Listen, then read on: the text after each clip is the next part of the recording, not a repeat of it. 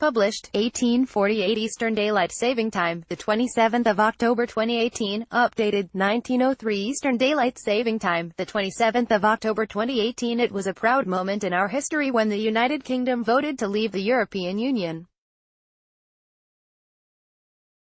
But since that historic day, our government has completely lost control of the negotiations and has been outmaneuvered by the EU at every stage. Right from the start, we should never have agreed to the EU's demand that we first agree the terms of our withdrawal before even starting to discuss our future relationship. By doing so, we threw away one of our most valuable negotiating cards, our financial contribution, and lost 6 months of vital negotiating time. Since then, we have become steadily more and more bogged down in endless talk about backstops, transition and implementation periods. It is hardly surprising that those who voted to leave are baffled by the apparent complexity of doing so.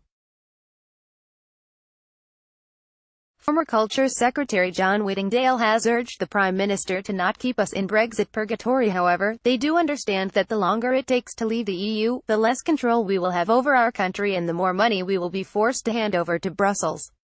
Already we have agreed that we will go on paying in over £39 billion of your money to the EU, for nearly 2 years after the date we cease to be a member, without any guarantee that we will get a free trade deal. So on March 29, 2019, we will leave and yet still be bound by all the EU rules, both current and future, without any ability to influence them. And then the Prime Minister shocked us all by announcing the government wanted to extend it. The Brexit Secretary, Dominic Raab, said the extension might be for 3 months or so. But then on Monday in the House of Commons, the Prime Minister chose a different phrase, well before the end of this Parliament. That takes us all the way to June 2022, and it has even been suggested that there will be no fixed date at all, after which we will regain control of our laws and be free to negotiate trade deals around the world. Whittingdale said Theresa May shocked people by announcing the government wanted to extend Brexit negotiations. I fully understand the anger of my constituents who cannot understand why 2 years after they voted to leave we are still arguing about how to do so, and have already agreed we will not properly deliver Brexit for at least 4 years. And we are now talking about extending that for up to 2 more years. For them, 4 years is already too long, 6 years would be an anti-democratic shambles.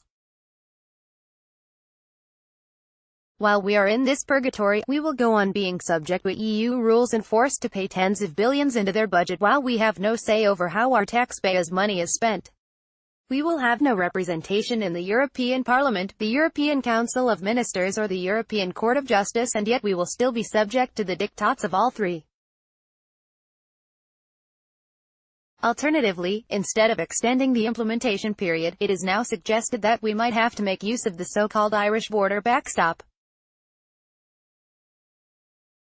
This proposal was dreamt up by those unwilling to look for solutions which would allow trade to continue to take place easily between Northern Ireland and the Republic without border and customs checks.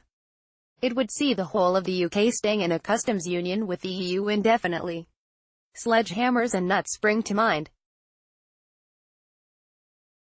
Brexit Secretary, Dominic Raab, said the extension might be for 3 months or so. Staying in a customs union would mean that we would not have any control over our own trade and regulatory policy and would not be able to agree free trade deals with non-EU countries.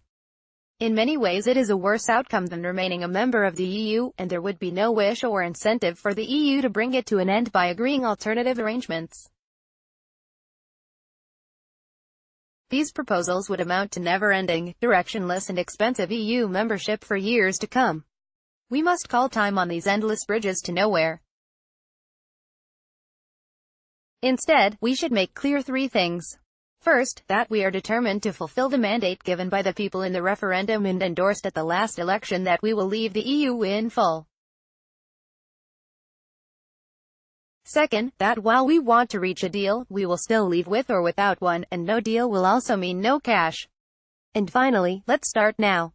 To negotiate a sensible outcome, let's abandon the Chequers proposals which have little support and get on with negotiating a proper, Canada-style free trade deal which will truly deliver Brexit.